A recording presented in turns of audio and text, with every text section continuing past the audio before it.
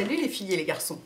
Alors, l'autre jour, en commentaire, l'une de vous m'a demandé si je pouvais faire une mise à jour de mes 10 pinceaux indispensables, vu que la dernière datait de 2012. Et j'ai trouvé ça amusant, d'autant que en réalité, ça a très peu changé. Il y a quelques nouveaux qui sont arrivés, mais c'est quasiment les mêmes, quoi. C'est ceux que j'utilise tout le temps. Et en général, à une ou deux exceptions près, j'ai plusieurs exemplaires de chaque pour pas être obligée de les laver trop souvent. Et j'utilise tout le temps les mêmes, quoi. Donc j'ai une forêt, littéralement une forêt de pinceaux sur mon bureau, mais j'utilise tout le temps les mêmes. Donc voilà, mes 10 indispensables. Je commence logiquement par le fond de teint. Alors le fond de teint, j'ai un peu hésité parce qu'il y en a que j'aime vraiment beaucoup, notamment ils sont là, je vous les montre. J'aime beaucoup ces deux-là. Le F80 de Sigma et celui de Marlena parce que c'est des kabuki plats et que pour certains fonds de teint, ils sont vraiment géniaux. Après, pour les fonds de teint, ils sont bien pour les fonds de teint assez denses. Pour des fonds de teint plus fluides, moi je vais préférer, alors après c'est vraiment une question de personne, hein, je vais préférer le Buffing Brush de Real Techniques. Mais pour un pinceau qui fasse tout, qui soit adapté à tous les fonds de teint, en fait, je trouve que le plus simple, c'est encore celui de Sephora, le poudre minérale numéro 45. Voilà, c'est écrit là.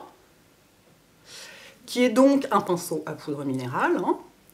Donc, si vous allez chez Sephora l'acheter, faites-moi plaisir, ne dites pas que c'est pour mettre du fond de teint liquide, parce que sinon la vendeuse fait une syncope. Elle est là, mais pas du tout, c'est fait pour mettre la poudre minérale. Si vous faites ça, il va vous pousser un troisième bras fluorescent dans le dos, je sais pas quoi, machin.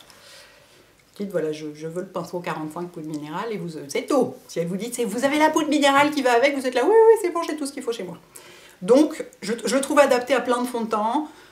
En plus, je me suis dit que j'allais vous mettre un pinceau facile à trouver, qu'on trouve en France, qu'on peut trouver en boutique, qu'on n'est pas obligé de commander sur le net.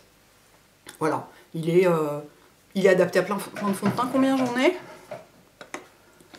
Bon, je vais pas commencer à compter parce que sinon ça va ralentir la vidéo, mais rien que d'ici, j'en vois 3, quoi. Donc j'en vois 3 et il y en a un au sale, donc je dois en avoir 4. C'est un peu genre, quand je passe chez Sephora, j'en achète un, des fois qu'il y a la guerre. Voilà, la folle totale, une fois de plus, là. Donc voilà, pour le fond de teint, je garderai celui-là. Parce que je trouve qu'il est vraiment adapté à plein de fonds de teint. Alors sachant que voilà, moi j'aime poser le fond de teint au pinceau, et je n'aime pas du tout les pinceaux plats, je trouve qu'ils font des stries. Je pose mon fond de teint au pinceau, pas en faisant des ronds, mais en étirant un peu comme ça. Et pour ça, j'aime les pinceaux ronds, et celui-ci d'une densité moyenne. Et ensuite, pour la poudre sous les yeux, parce que mon anti-cerne, je le mets au doigt, mais pour la poudre sous les yeux, j'adore le Setting Brush de Real Techniques, parce qu'il fait juste la bonne taille. Regardez, vous voyez? Touc, touc, touc, touc. On peut en mettre aussi au-dessus. On peut le faire aussi avec le, comment il s'appelle? C'est un contour brush, celui-là, oui, avec le contour brush, mais c'est pas pareil, c'est un peu plus gros, je ne sais pas, ça ne va pas. Parce que quand je mets de la poudre autour de mes yeux, je mets souvent pas la même que sur tout le visage, bon, sauf en ce moment, hein, je mets la NARS partout parce que j'ai pas besoin de matifier parce qu'il fait super froid, mais il m'arrive de poudrer le tour de mes yeux et de ne pas mettre de mascara ensuite. Et si je fais ça avec un gros pinceau, en poudrant tout le visage à la fois, je vais me retrouver avec plein de poudre dans les cils, et du coup, ça fait comme des cils tout blancs et on les voit plus. Du coup, il faut mettre du mascara. Et les jours où j'ai pas envie de mettre de mascara, je veux pas que mes cils soient poudrés, d'où l'intérêt d'avoir un tout petit pinceau qui fait juste la bonne taille. Je sais, ça va chercher très loin. Enfin, toujours est-il que pour poudrer le tour des yeux, celui-ci m'est indispensable. Quand il est sale, je le remplace par un 224 de MAC, mais c'est pas pareil. Ça dépend, ça dépasse, c'est pas pareil. Voilà, et de 2. En troisième, je sais plus du tout dans quel ordre je les ai mis. En troisième, alors j'ai la poudre. J'ai la poudre du visage. Alors pour la poudre du visage, moi j'aime le pinceau à blush de Real Techniques, le Blush Brush. Enfin, c'est censé être écrit dessus, mais ça ne se voit plus parce que c'est effacé, vous voyez. Donc ce gros pinceau, qui moi pour le blush, enfin, bon, quand même, faut vraiment y aller sur la pointe du pinceau, quoi. Je trouve que c'est vraiment très gros pour un pinceau à blush.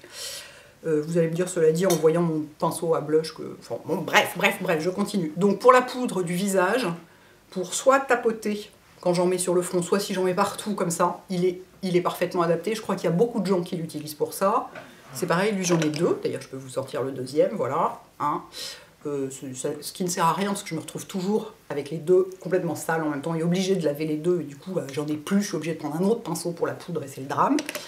Mais voilà, les pinceaux que j'aime vraiment, j'en ai plusieurs exemplaires pour pouvoir tenir un certain temps et éventuellement pas laver toutes les semaines parce que je trouve que c'est un truc ultra chiant de laver ces pinceaux. Je ne sais pas pourquoi, je trouve ça monstrueusement chiant. Donc je le fais hein, évidemment, mais je trouve ça très chiant. Bon bref, donc celui-là pour la poudre, il est vachement bien parce qu'il est...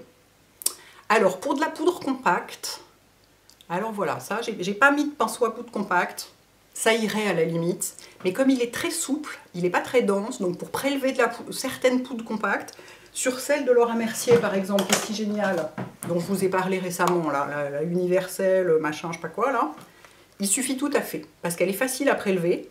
Sur une poudre difficile à prélever, il sera peut-être pas assez dense pour ça, et à la limite, vous vous retrouverez peut-être obligé d'utiliser votre pinceau Sephora, ou je sais pas quoi. Bon, celui-là est sale, il a servi ce matin. Ah donc en fait, il y en a 5, il y en a partout. Donc, je sais, pour une poudre compacte, ça dépend de la poudre compacte. Si, ça doit marcher quand même. Bon, moi j'utilise essentiellement de la poudre libre, parce que la poudre compacte, c'est ce que j'emporte quand je voyage. Et dans ce cas-là, je me débrouille pour faire autrement. Et c'est généralement pas très satisfaisant d'ailleurs, mais combien il reste 2 minutes? Ça va. Il y a de la batterie qui commence à faiblir, attention. Donc, pour la poudre du visage, le Blush Brush de Real Techniques, grand amour. Ensuite, pour le bronzer, un Real Techniques aussi, qui est le Duo Fiber Face Brush. J'adore, je vous le montre pour vous prouver que c'est bien ça et que c'est écrit dessus. Attention, des fois que je raconte n'importe quoi. Et qui est donc un duo fibre plat. Vous voyez? Voilà. Contrairement au duo fibre rond qui va venir ensuite. Et celui-là, pour moi, comme je mets du bronzer très très légèrement, bon aujourd'hui j'en ai pas, donc vous voyez, ça me donne un petit air Blanche-Neige. Mais quand j'en mets très très légèrement, je fais absolument pas de contouring, j'en mets vraiment juste pour réchauffer mon teint. Et donc j'ai vraiment besoin d'un pinceau très léger. Alors un éventail peut faire l'affaire aussi, j'en ai un quelque part, mais je ne sais pas où. Mais vous voyez, celui-là c'est pareil, je l'ai en double. Pourquoi il n'est pas de la même couleur? Parce qu'il y en avait un qui était dans un kit, je sais pas pourquoi, je me souviens plus. Bon, enfin bon, il existe, c'est pas une édition limitée quoi. Et celui-ci, et pourquoi j'aime qu'il soit plat plutôt que rond?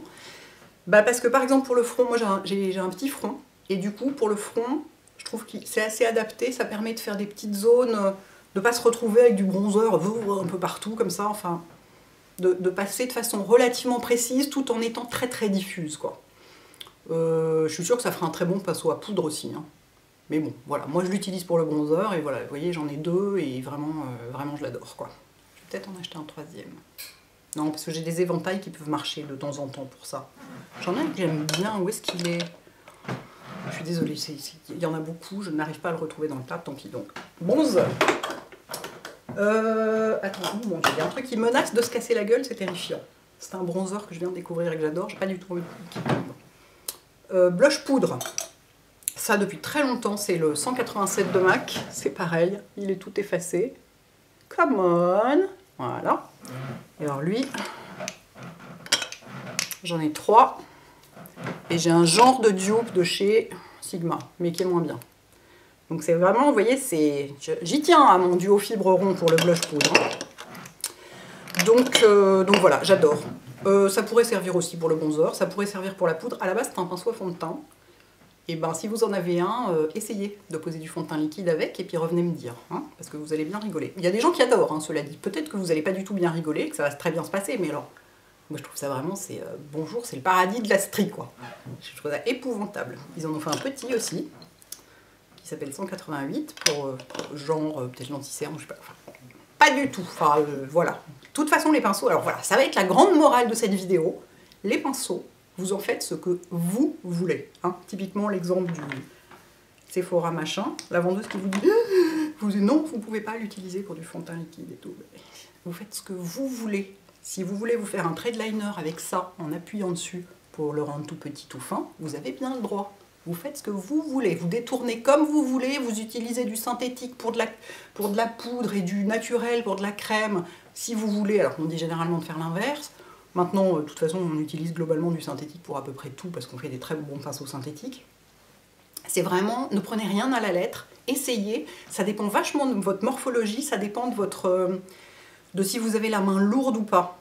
Moi, j'ai un peu tendance à avoir la main lourde, je pense.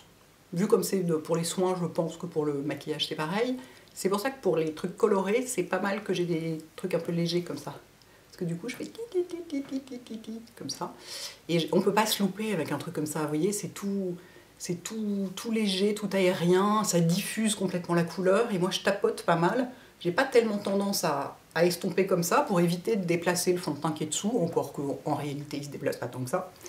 Mais voilà, vraiment, chacun a ses pinceaux préférés. Vous verrez, les maquilleurs pros, ils utilisent absolument pas les mêmes pinceaux pour le même usage. Enfin, à part quelques pinceaux à fond de teint que tout le monde a, un pinceau MAC que tout le monde a aussi, que j'ai aussi d'ailleurs dans ma sélection. Mais vraiment, voilà, si on vous dit c'est pas comme ça que ça s'utilise, juste, vous en avez rien à foutre. Si vous voulez l'utiliser comme ça, vous l'utilisez comme ça. Voilà. Blush crème. Ça ne vous surprendra pas, c'est le Stippling Brush de Real Techniques. Voilà. Qui est donc un pinceau pour stippler, pour faire ça. Je pense qu'il a été créé pour du fond de teint à la base, comme celui de MAC, mais en beaucoup plus court et beaucoup plus dense. Ils en ont un chez MAC comme ça d'ailleurs. Où est-ce qu'il est? Tenez, regardez. C'était une édition limitée. Ah, voilà mon autre éventail. Ça peut servir pour du bronzer aussi. C'est vachement bien. Je vous mettrai que la liste des 10. Hein. Je ne vais pas vous mettre la liste de toutes les alternatives et toutes les digressions et tous les délires. Chez MAC, ils en avaient fait un petit comme ça, c'était pour mettre du fond de teint, ça marchait pas du tout évidemment. C'est le 130, je sais pas, il était plus ou moins en édition limitée. Bon bref, celui-ci est une version beaucoup plus réussie, en tout cas pour le blush crème. Et alors moi vraiment je l'adore hein, pour le blush crème, alors attendez que je regarde. Top. J'en ai 3, dont un qui a servi ce matin. Voilà, ça c'est vraiment un signe que j'adore. Hein. C'est que, voilà, quand je tombe sur un, pouf, je me dis, oh mon Dieu, mon Dieu, mon Dieu, vite, un de plus pour permettre de laver moins souvent. Donc oui, je lave moins souvent, mais alors du coup, quand je lave, j'en ai pour 1 heure. J'ai hyper mal au dos à la fin d'être debout devant le lavabo qui est trop bas. Et non, je peux pas le faire dans la cuisine parce qu'il n'y a pas assez d'eau chaude. Je sais pourquoi je déteste laver les pinceaux. Combien il me reste? 2 minutes, 14 minutes, ça va. Je déteste laver mes pinceaux parce que, vous voyez, dans la salle de bain, la réserve d'eau chaude est assez grande parce que c'est le gros ballon. C'est celui qui sert pour la douche aussi. Donc j'ai de l'eau chaude tout le long des pinceaux. Mais le lavabo est bas, parce que c'est un vieux lavabo. Donc j'ai mal au dos à la fin. Et si je me mets dans la cuisine, il y a un tout petit ballon merdique qui sert juste à laver 3 couteaux, et donc je suis obligée de les laver. L'évier est à la bonne hauteur, mais du coup ça me les fait laver à l'eau froide. Donc voilà, en fait c'est parce que c'est une question de hauteur d'évier, d'eau chaude et de mal au dos. C'est pour ça que j'aime pas. Vous êtes contente, hein, vous en attendiez pas autant. Bref, donc ça pour le blush crème, je le trouve absolument génial pour vous le stippler, vous le tapotez. Ah, peut-être que ça veut dire tapoter, stippler en fait, c'est peut-être ça. Vous le tapotez dans le blush crème, et ensuite, s'il y a trop de blush crème, vous retapotez sur votre main, et ensuite vous tapotez sur la joue comme ça, et ça diffuse parfaitement toutes les matières crème. Je pense que ça peut servir pour de l'enlumineur aussi, encore que c'est peut-être un peu épais pour de l'enlumineur. Il faudrait sans doute un truc plus petit. Bon, moi je mets pas d'enlumineur, donc la question se pose pas. Mais il est vraiment, ben voilà, je vous dis, j'en ai 3 quoi, donc j'utilise que ça pour le blush crème. J'utilise pas mes doigts. Je trouve pas ça, c'est pas précis et surtout ça n'a pas ce côté diffus, je sais pas, j'aime vraiment bien comme ça. There. Pour les yeux, 13 minutes de batterie, dépêche-toi. En pinceau plat, donc pour poser le fard, enfin pour faire plein de trucs. MAC 239, alors ces deux MAC là, le 239 et le 217, c'est d'immenses classiques. 239, j'en ai combien ?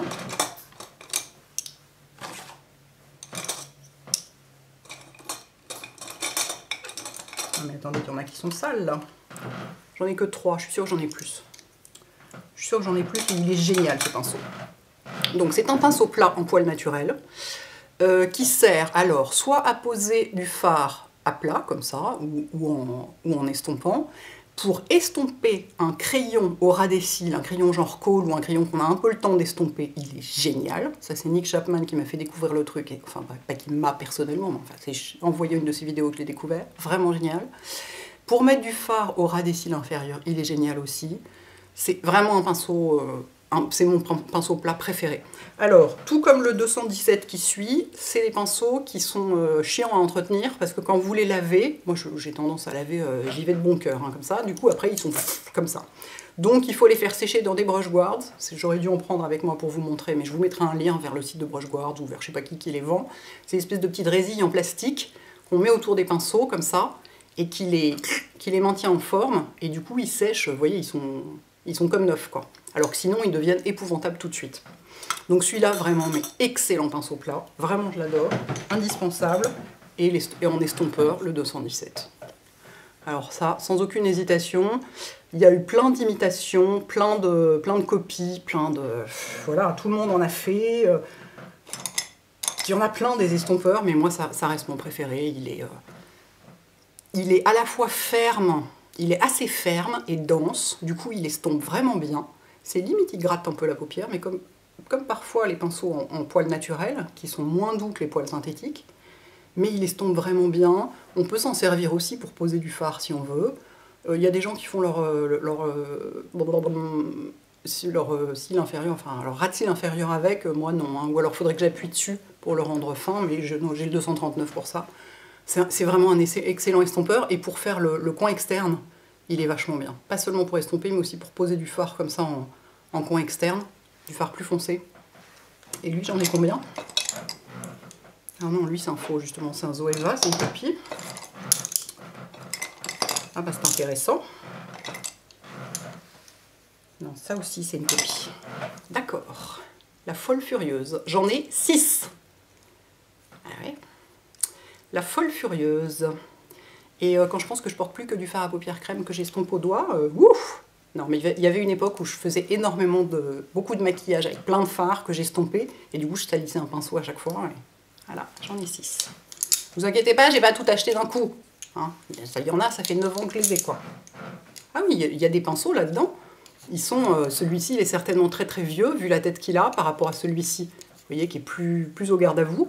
Mais si on les traite bien, en les faisant vraiment sécher dans un truc qui les tient en forme, nickel. J'adore ce pinceau. Ensuite, pour le liner, crème ou poudre, moi je suis très fidèle au 263 de MAC, qui est la version synthétique du 266. Le 266 étant un pinceau à sourcils. Celui-ci n'est à mon avis pas un pinceau à sourcils, ou alors un pinceau à sourcils qu'on peut utiliser avec des gels, enfin avec des crèmes à sourcils. Vous voyez, genre Deep Brow Pomade de Anastasia, ce genre de truc. Mais quand on n'a pas besoin de dessiner des poils fins, je le trouve moins adapté que le 266. En revanche, pour faire un trait de liner crème gel, vous voyez, ou un trait de liner poudre, moi je fais beaucoup là, aujourd'hui j'en ai pas, mais je porte beaucoup de liner poudre, j'ai beaucoup, genre juste un peu de fard crème bronze et puis du liner poudre noir par-dessus, et j'utilise vachement ce pinceau là pour ça, sachant qu'il y en a un chez Zoeva qui, il me semble, est un peu moins cher, qui est le 317 Wing Liner, qui ressemble énormément, qui est très très très réussi, je l'aime beaucoup aussi. C'est mes deux préférés, donc là pour le coup je vous noterai les deux, parce que je vérifierai le prix du Zoeva, mais il me semble qu'il est vraiment moins cher. Donc voilà. Est-ce qu'ils sont aussi fermes l'un que l'autre? Ah ouais, c'est vraiment quasiment le même ressenti. Très fin, ferme, très très bon petit pinceau. Et j'en ai un dernier, qui pour moi est indispensable, qui est mon éventail anti-chute. C'est un vieux pinceau Bare Minerals, Light Stroke Fan, qui devait servir je ne sais absolument pas à quoi. Et moi il me sert quand j'ai des chutes sous les yeux. Alors sachant qu'après des éventails, c'est pas facile à... J'ai pas retrouvé. Chez Bare Minerals, il était vendu dans un kit il y a des années. Je l'ai pas retrouvé. J'en ai trouvé un chez Coastal Scents de ce genre-là. Et Coastal Scents, moi j'ai acheté des pinceaux pendant longtemps. J'ai encore des pinceaux qui viennent de chez eux pendant longtemps. Et ils font du pas cher du tout, tout à fait honorable. Et donc ça, pour enlever les chutes, ou donc mettre du bronzer, ça marche aussi. C'est vachement bien. Parce que je vous rappelle que si vous faites une chute de fard sous l'œil, si vous essayez d'enlever avec votre doigt, ça va juste écraser le fard dans votre teint ou dans votre anti-cerne et ça va être l'enfer. Ce qu'il faut faire, c'est vraiment faut même pas frotter, il faut décoller la chute. J'avais un tout petit pinceau. C'est pareil, je ne vais pas commencer à... Ah si, il est là. Il y a un tout petit pinceau, alors je ne sais pas s'ils le font toujours, je regarderai. Si jamais ils le font toujours, ça c'est l'ancienne collection, mais peut-être qu'ils l'ont dans la nouvelle collection. Chez Make Up For Ever, regardez comme il est petit par rapport aux autres. Tout petit éventail qui, pour décoller les chutes, est exceptionnel, vraiment exceptionnel, mais curieusement je pense jamais à m'en servir, juste parce qu'il est dans un autre pot qui est plus grand sans doute, et je me sers de celui-là. Voilà, j'ai fait le tour, il me reste 6 minutes de batterie et j'ai fait le tour, je suis très contente, et du coup je vais même pouvoir vous dire ce que j'ai sur les lèvres, parce que je l'ai acheté genre il y a 5 minutes. C'est un Pardon, je m'en étouffe. C'est un petit... sur les yeux, c'est le... Sur les yeux, j'ai juste une toute petite couche du Color Tattoo de Maybelline que j'ai mis, mais à une catastrophe ce matin parce que j'avais pas le temps. Et tout à l'heure, je suis passée au printemps et je voulais voir les fards à paupières crème de Tom Ford parce que je les avais vus chez Temptalia et c'était une édition limitée, il n'y en avait pas. Du coup, j'étais très frustrée, donc j'ai acheté un rouge à lèvres. Et vous savez, c'est les petits, c'est une édition limitée, ceux qui ont tous des noms de mecs. Il y en a même un qui s'appelle Raphaël, mais il était sold out. De toute façon, c'était pas la couleur que je voulais. Le mien s'appelle James. Et vous voyez, regardez comme ils sont petits. Je vais vous montrer par rapport à un vrai. Enfin, un vrai. Regardez, comme c'est mignon. C'est une petite édition de sac, je trouve ça trop chou. Du coup, ils sont moins chers aussi. Ils valent 29 € au lieu de 46, c'est pas mal. Mais alors, décidément, oh, mon Dieu, ça clignote. Si jamais vous êtes intéressé, allez-y vite parce que c'est des éditions limitées et il y en a déjà presque plus. C'est-à-dire que au printemps, ils en avaient déjà un quart qui manquait. Et ils m'ont dit au bon marché, ils en ont déjà la moitié qui est sold out. Donc voilà, une petite couleur un petit peu corail, on ne se refait pas. Voilà, j'ai réussi à faire ça dans les temps. Et bien écoutez, j'espère que ça vous sert, les filles et les garçons, parce que là aussi, pour le coup, ça sert aux garçons, donc je suis contente comme toujours. Et à très bientôt. Ciao.